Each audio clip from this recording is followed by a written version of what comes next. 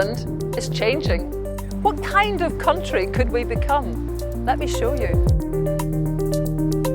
Come with me as I explore Scotland's powerful and inspiring wee European neighbours. What vision do they offer of a brighter future for Scotland?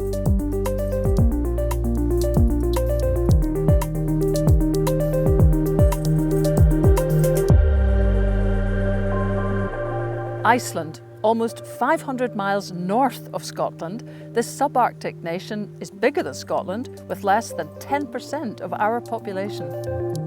This place is a bit misnamed because almost a third of the lava flows on Earth have flowed on this island.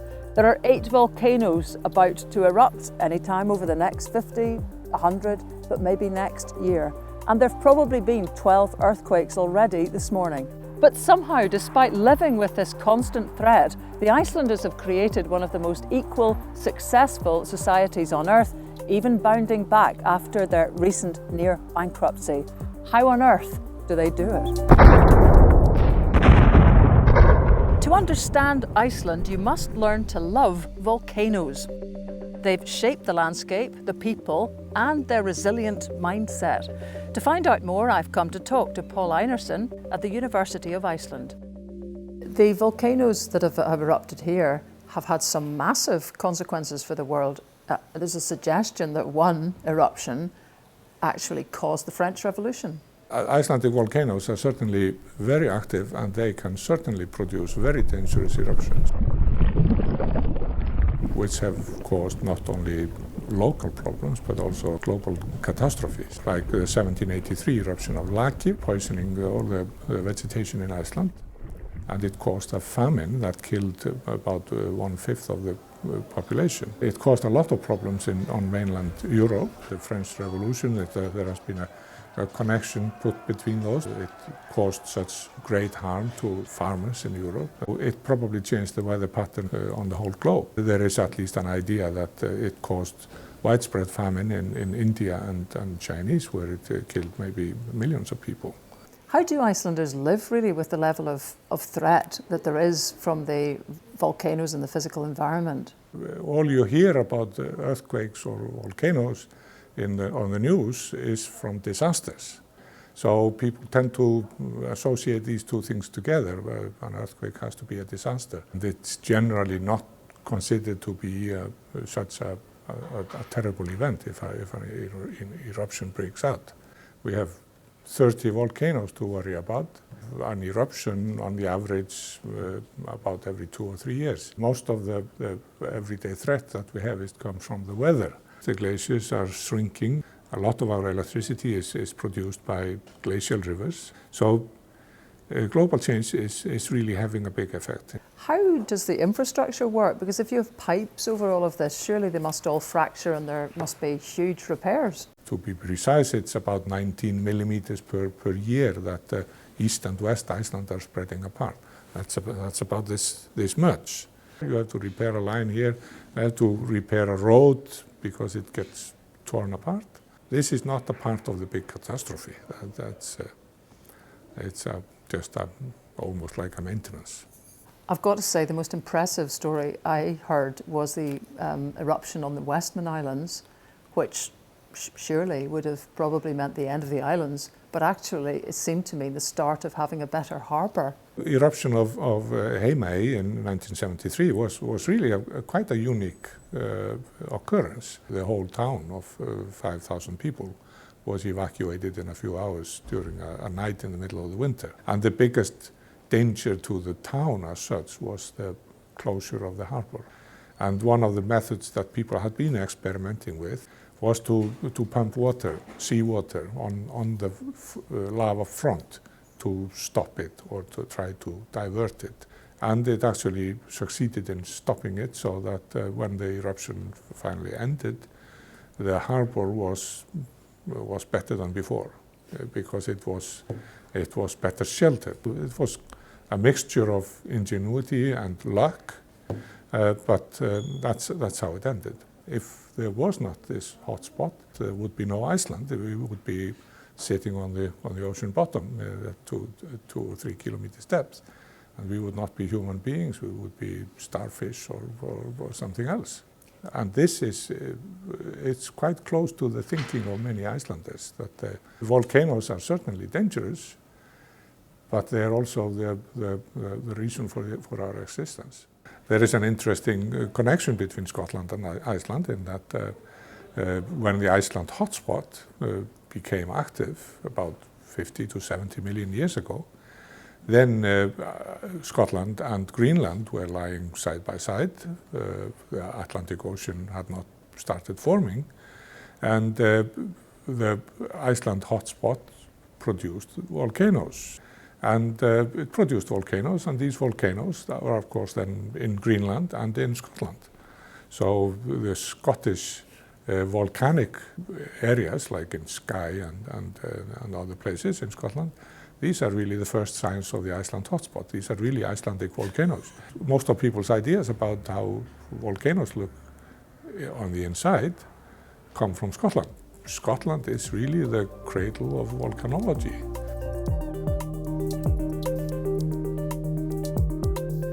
What do you do when you live on an island that's covered with lava like this? Well, you dig deep. Here at the ON power station, Icelanders harness the island's immense geothermal energy for industry and homes. 99% of housing in the Reykjavik area is space heated with hot water from these natural geothermal sources. It's another example of how Icelanders create a positive from their seemingly barren landscape. And here's something else we've dug up. A Scot. Yes. Heard the accent. Austin Yule, you're a tour leader, taking groups from Canada today around here. What do you see when what just really strikes you, because you're so experienced at taking strangers and perhaps Scots to Iceland? What really hits you and what hits the people that you take? Well, first of all, it's the unusualness of this land. They see such a small nation of less than 350,000 people with so much going on. As we would call it in Scotland, a Protestant work ethic here. So they're Protestant Lutheran here. And the idea is everybody is working towards a common goal of trying to harness the power and the energy and all the resources they have in this huge country with this small population. Every time I come here, I have a new group when I work, and I tell them all about the volcanoes and the earthquakes we have. Hekla here hasn't gone off in 18 years and is scheduled for every 10, and Katla, 60 to 90 years, hasn't gone for 100 years. But people here are just getting on with it. You can look at something that might obliterate you and still see an opportunity in there. What does that make you think about Scotland? I think as a nation we have become quite risk averse. We look at opportunities and we say, someone else will do that, someone else will do that, and we'll maybe join on. We're perhaps not leaders in that field, and we very much should be. So would you love to take the whole of Scotland here for a week? Yes, I would love to turn the people of Scotland round and say, stop looking south, look north, look at these Nordic countries and what they're achieving. And with the right vision, Iceland's ability to realise the potential of its barren land can be almost miraculous.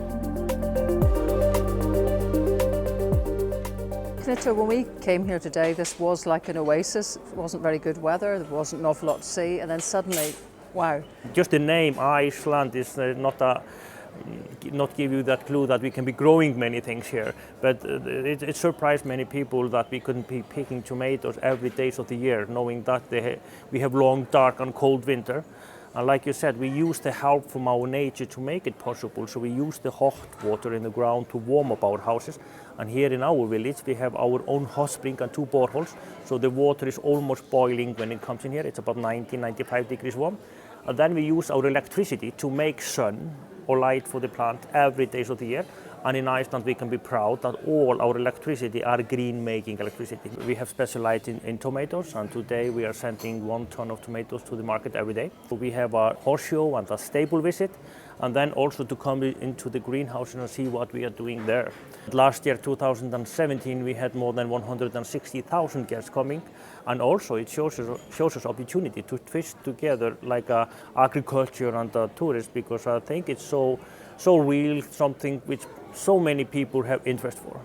How did the financial crash affect you? Because I imagine it probably made it better to be having homegrown tomatoes, because imports must have been so expensive. It was difficult times, because also everything which we was buying in was double priced. So it was a difficult time, but a good time also that people really start to think about how important it is to have our own production, and people start to appreciate it even more better to have Icelandic agriculture. People are more thinking about the carbon footprint, because to be traveling around the world with the food which you can easily grow or make in your own country, it's so stupid. I mean, we are going to give the world to our children, to our grandchildren. We really have to think about that. So I think the crisis helped to have the right thinking of these things also. You know, this place is hugely impressive, but the other thing is the soup tastes great too.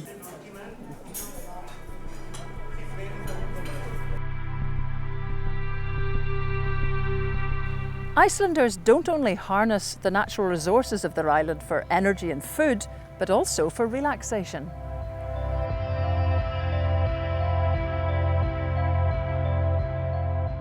Icelanders really like to go swimming or relaxing into hot tubs and pools. So this is like really popular not only for the tourist people, but also for the Icelanders to come here and relax, to go into our natural pool, which is really warm and cozy. And also because we have access to the lake, and people go into a cold lake and warm pools then afterwards. That's really nice.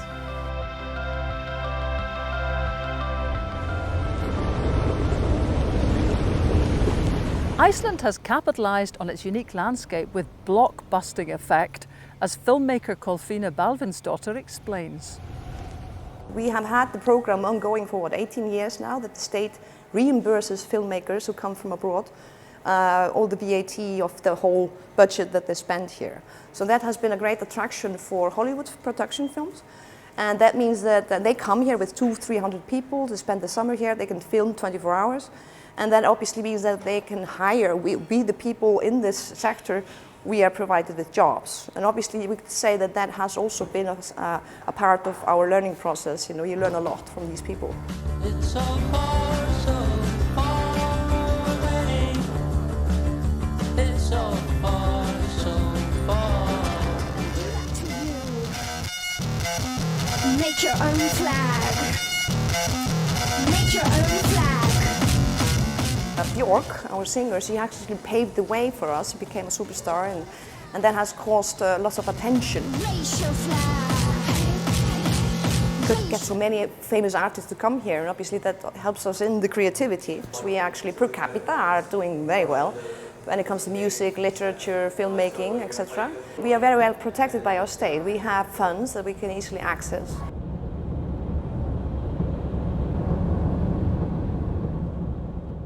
Well, I've mostly been doing documentary films about social issues in particular, and I'm now writing a film about immigrants coming to Iceland.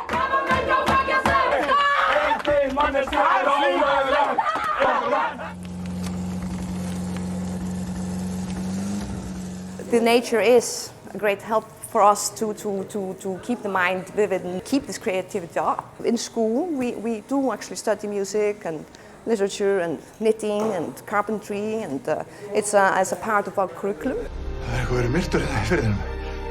There has been a great interest in Nordic literature, detective stories, for example.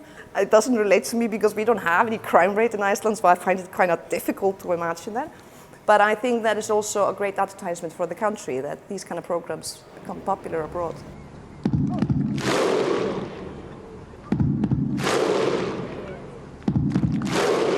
Very strong identity, yes. We are very proud of being who we are. We are winning everybody in football, including the English. And we would love that the whole Tartan army and all of Scotland would join Team Iceland and cheer with us this summer. I mean, anything is better than pretending to support England, right?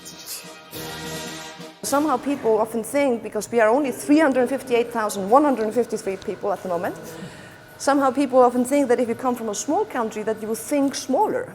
But I actually think it's vice versa. The smaller the unity, the better it functions, the better opportunities you have in life, and therefore you think bigger.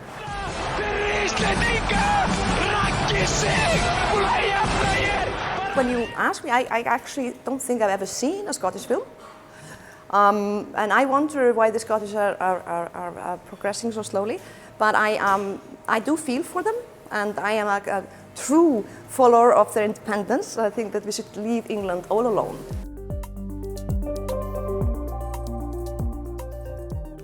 Iceland's geology has even shaped its politics.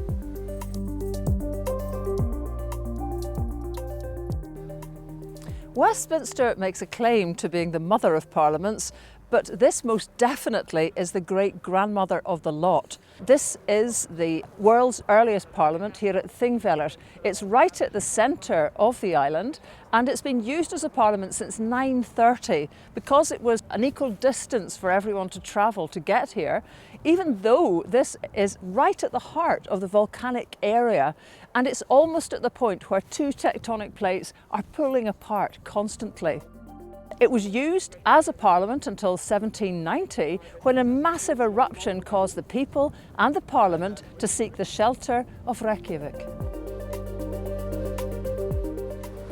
But the story didn't stop at Thingvellir. The parliament moved here to Reykjavik, literally the big smoke. And I'm here to meet Rosa Björk Brynjolfsdóttir, who's an MP, and she's going to tell us more. We know that Iceland had the world's oldest parliament, but what was its history after that big beginning, sitting in the rocks at Thingvellir? It moved to Reykjavik, and what happened next? We had the sovereignty in 1918. We're celebrating that now, 100 years of sovereignty. We had also the independence of Iceland in 1944. So that was a huge milestone after the parliament came here. You could say you were the poorest country in Europe, and yet in 1944 you became independent without a second thought. In the 17th and 18th century, Iceland was regarded as a very valuable place, not because of the fish or the geothermal power like we do today, but because we had sulfur mines. Sulfur mines. So that was one of the reasons why the King of Denmark wanted to keep Iceland and trade this monopoly within Iceland as well. The Danes, as a colony country, you can say they didn't treat us very well. So they didn't allow any Icelanders to get some situation of power within their own country. And the condition of life for Icelanders had been extremely hard for many centuries, actually. Some Danes were disappointed towards the Icelanders that as soon as Denmark was occupied by the Germans, the Icelanders grabbed the opportunity and declared independence. The parliament at the time met in Alþingi, and there the parliament of Iceland declared independence, just sent the King of Denmark a letter. So this was characteristic of Iceland. There was no violence, no bloodshed. It was just a very rational thing.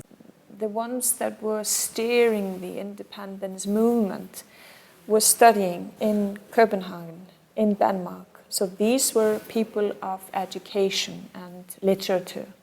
And Jón Sigurðsson was a man of literature, and we sometimes say and use the word or phrases that this was a revolution of the pen. This was something that was written about constantly, and the Icelanders actually used the pen and words and letters to put their issue forward, which I believe is a very beautiful way to do it. Is part of that culture the Celtic connection? I would say so, yes. I would say so, because our DNA is, of course, as has been measured and shown, 60% approximately Norwegian, and then 40% of the Celtic Islands and northern part of Scotland. And this Celtic history is very, very alive in Icelandic culture. It has always been. And it's quite interesting to think about it, that the Celtic side is stronger among female in Iceland. So the storytelling and the history and the verbal storytelling, you can assume that that comes from women in Iceland. And in your whole history, has that always been the case, that no one has had any doubt, really, that you would be better as an independent country? No. It was in line with the wish of the people and the nation. And I think when you have been feeling these difficult living conditions on your skin for so many centuries, then you're a bit fed up with that, and more than that. And when you get some kind of belief and self-confident in the fact that you can be better off.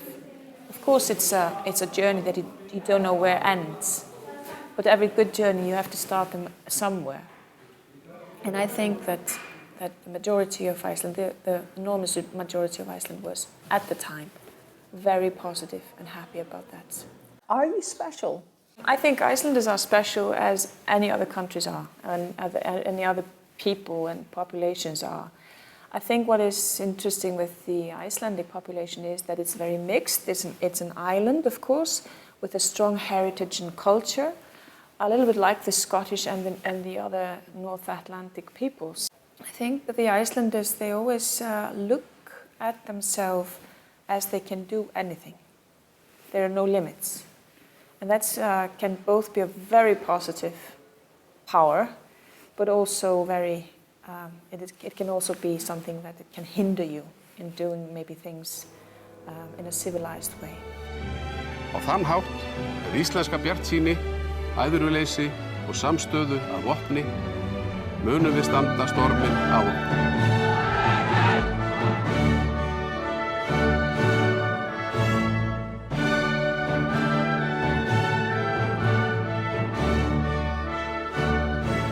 But no matter how resilient a nation you may be, there are global events you never see coming. The 2008 crash was a seismic financial event that brought Iceland to its knees.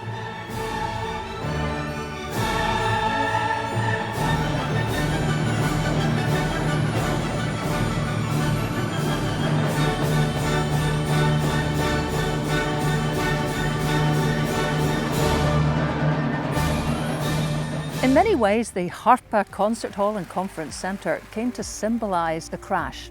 This distinctive glass structure, inspired by the basalt landscape of Iceland, with its precarious-looking walkways and stunning perspectives, was commissioned during the heady days when Iceland was on a roll. After its mighty fall, the building remained half-built, resented by many as an example of national excess and overconfidence. But Harpa was finished and is now a magnet for locals and visitors who've played a vital role in Iceland's economic recovery. Jon Baldvin Hannibalsson can explain more about Iceland's crash. What caused the financial crash in Iceland? After the crash, Parliament appointed 3 wise men to give a thorough analysis with full resources and foreign expertise on the causes of the crash. On the technicalities of the financial system, they said, it is as if the owners of the Icelandic banks operated on the premise that the best way to rob a bank is to own a bank.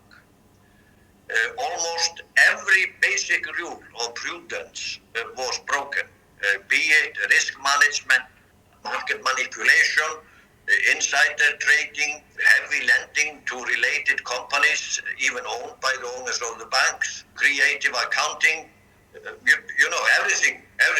And this was the basis for another thing which we did correctly, which was to bring to justice those individuals, plutocrats, high officials in the banks who had actually not only turned out to be financial crooks, but broke the law.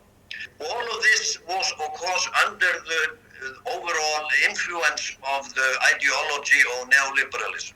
The government at the time actually wrote it into the programs that the purpose was to make Iceland a financial center. The mantra was market fundamentalism, markets were sovereign, markets were infallible, minimum state interference. That was the program. We have learned a lot about ourselves It inspired a spontaneous grassroots movement which wanted to rewrite the constitution. Would it be true to say that Gordon Brown, in a strange kind of way, actually helped Iceland come out of the financial crash? It was their decision to place not only the Icelandic banks in London, but the Central Bank of Iceland and the government of Iceland on the list under the Law of Terrorism Act. This is even worse than a declaration of war because it's a license for annihilation almost. So the whole financial system of Iceland went bankrupt. There was no way that those banks could be bailed out, unlike, for instance, in Greece or in Ireland. The creditors, mainly German banks, were forced to write off a lot of the debt. It is a part of the explanation why Iceland recovered sooner and in a more robust way than most others. So are you saying then that you really want to thank Gordon Brown? If I would say that, my countrymen would not be very grateful to me. But I stress that this was not what he meant to do. Sure.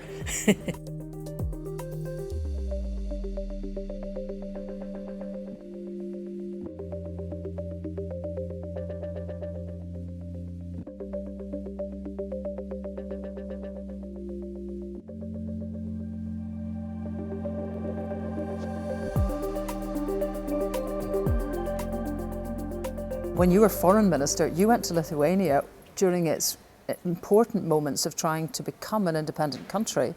Why did you think that was Iceland's problem? Why did you go? Mr. Gorbachev was ready to do a lot, but he set the limit to this. He would never accept the dissolution of the Soviet Union. The independence struggle of the Baltic states was about leaving the Soviet Union for the simple reason that they had been occupied, they had been annexed into the Soviet Union illegally and against their will. Would it be fair to say that actually your recognition of Lithuania was what helped that country become independent? It's too much to say that we saved them, they saved themselves. But your point is well taken. There are times when the big guys fail or have a different agenda, when small countries, through their solidarity, can actually change the course of events. Volcanic ash has caused the worst disruption in air travel since 9/11. Incredibly, a volcanic eruption then grounded much of Europe. But again, this was an opportunity to put Iceland on the map. The first days of the volcanic eruption were of course a crisis. In the back of our heads, I think, was that this was a strange opportunity as well. We realized that Iceland was in the focus of the world like never before. The currency of the Icelandic krona had devalued so much that Iceland became affordable for tourists more than before. The first thing was a new marketing plan, which was focused on Iceland as an adventure destination.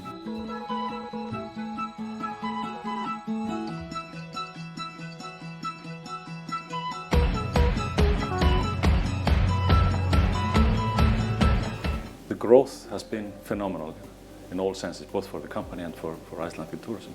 Maybe those two events coincided in our favor. The crash also led to a re-energised Icelandic politics, with citizens engaging and reflecting on their future like never before.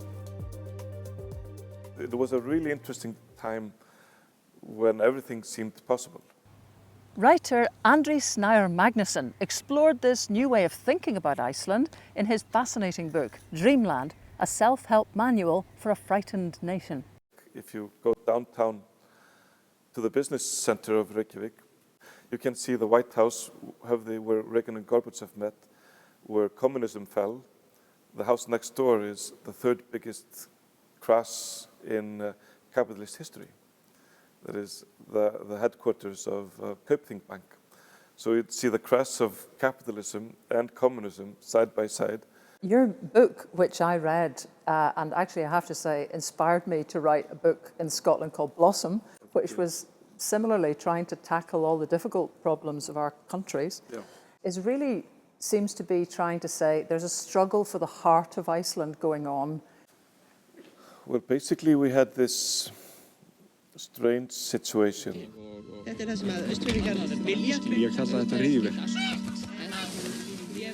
where politicians told us that unless we would get 4 or 5 huge aluminum smelters running in Iceland, we would not have a welfare system and all these things that we want as a prosperous nation.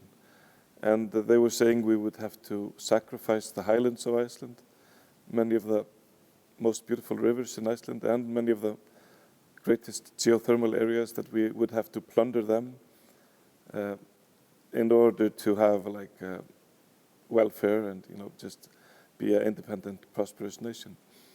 And this was something people actually strongly believed. We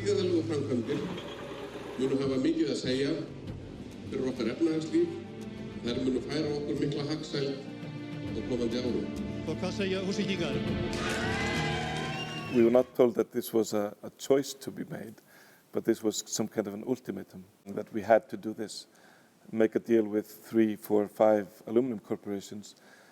And I thought this was devastating. I thought this was just terrible. Many of my favorite places in the Highlands, many of the most beautiful areas, were to be just bulldozed to serve these corporations. But there was something that really troubled me as a citizen. And I was wondering, what are they saying? What is this language they're using? What are they telling us? And, somebody says 30 terawatt hours. And, it sounds wise. It sounds like something thought out. It sounds scientific. And it would be on the headlines of newspapers. Still, we have only harnessed 15% of the 30 terawatt hours we are going to sell. And when I calculated how many rivers you would have to dam to reach 30 terawatt hours, you would have to take all the rivers in the west, all the rivers in the north, all the rivers in the east and the south, and the Central Highlands, and still we needed about 2 terawatt hours. So they were promising they could harness a little bit more than all the rivers in Iceland. And then I was like, okay, something is deeply wrong here. And suddenly me as a concerned citizen could see huge faults in what looked like firm, stable, and should be conservative bodies of the government. And that the language they were using was just total bullshit. It was just bullshit. It was just, and me as a fantasy writer, I was suddenly in the role of grounding our engineers, telling them, my role is fantasy, your role is reality, and you should tell me the truth. In the end, I could find what would be left in the economy would be the wages of the workers.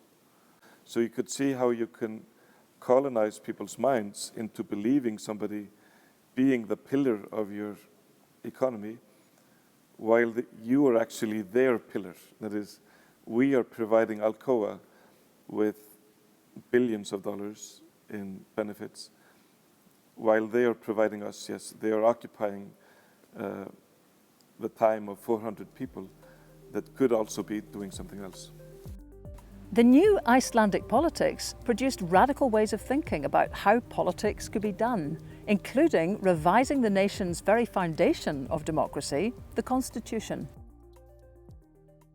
You were one of the people that put together the crowdsourced constitution, which has actually entrapped everybody, ensnared everybody's attention across the world for its boldness.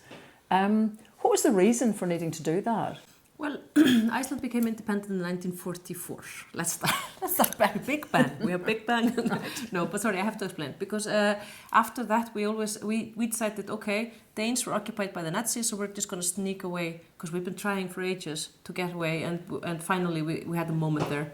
So we were doing that, and we said, okay, let's just have the constitution from Denmark, change the word king with president, and run. So we just voted on the two things. Do we want to be independent? Secondly, do we want this to be the constitution? And everybody was in agreement that this should only be a preliminary constitution. However, now, 70 years later, we still have that old Danish crappy constitution, you know, and we've always intended to write our own. It's part of being a real independent nation, in my opinion, to have your own social contract. So why would you be a society or a nation if you can't even agree upon your own foundational law?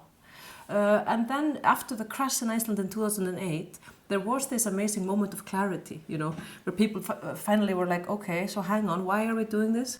You know, why do we have the law? Why do you have all the system? What we thought we had was completely not working, so now we have to make a new one. So they had this amazing National Assembly with 1,000 randomly selected people coming together for a whole day in a sports complex, just deciding upon the values of that new constitution. And then after that, and that was all streamed and online and so on, that was back in 2011. And after that, they had the elections where 25 people got elected, including myself. And we decided, after a little bit of a stubbly beginning, that we would try to be the change. So let's open it up. We're asking them to be transparent, our power holders. We're asking them to be accountable. Let's do that then ourselves. Says ideas from the public should always be welcome, but much thought and effort ought to be required to make them politically viable. Why should I participate in a dance that isn't really about me or for me, or even, I don't even like the tune playing in the background, you know, why should I? So we need to try to use examples like this in Iceland, where people have actually been able to participate and they've delivered something much greater than if they wouldn't have participated, and make it into reality to show that this is a viable path, you know. And what would you say at the moment are the odds of this actually happening? The surveys show that the support is only rising. So you're not going to ignore this. There's no way that you can. I don't know if we will get it exactly the same way that we wrote it, but we will get it as the basis for a new constitution. I'm 100% sure. So, what do our Icelanders think about Scotland and its future? Norway is the most successful country on earth in how to utilize their natural resources. You can learn a lot from how they have done it, both in terms of efficiency and profitability, but also in terms of meeting ecological standards and sustainability. My feeling is that you're in the right path, or Scots are in the right path of thinking very carefully about a second referendum. I'm not very positive on Brexit. I'm not very positive on the result of the Brexit. So I'm not very positive that the Scots will gain something on Brexit. Do you think Scotland has the resources to be able to be a prosperous, independent country? Absolutely, without a doubt. Why do you think we doubt it? I think it's easier for an island who is long and far away from the parliament or the king or the queen or whatever. I think it's easier than being very close to the one that you have been in alliance with for centuries. I mean, what would you say to Scots who actually are perhaps more risk averse than you are? Mm-hmm. If you look at it, where is the vehicle going? Is this a nice direction? Is this where we want to steer our vehicle? Because we have a choice. I would ask that question.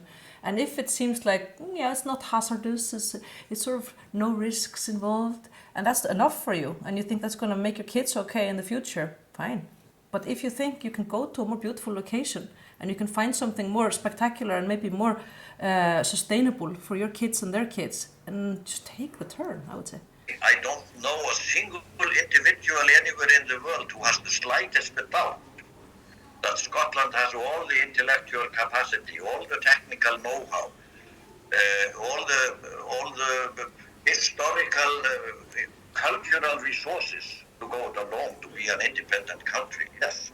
And I want to say to Scottish people that might be listening, nothing's going to happen but just by sitting there and hoping. You know, you have to actually do stuff. And I know you've been fighting a lot and I know you're tired, but you have to continue. It's totally worth it.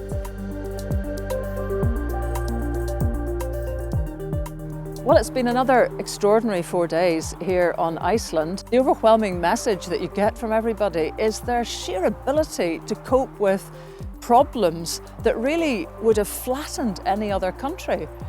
There's Icelander. The minute that the country goes belly up financially, they see it as an opportunity to get people here because finally the place is affordable, and they go to the government and buy planes. Geologists who actually say that if there weren't volcanoes here and therefore the constant threat of eruption, the island wouldn't exist and they wouldn't be on it and they wouldn't be Icelanders. You hear from Kolfinna, who is part of the huge filmmaking industry here because of their landscape. And their landscape is a certain kind of one, but you know, Scotland's is infinitely more beautiful and diverse, and she has never seen a single Scottish film. It all makes you wonder what we're doing with the huge resources we've got and whether or not we can rise to the challenge that Katrin Oddsdottir has raised to us, which is whether we can embrace uncertainty because in it something beautiful awaits.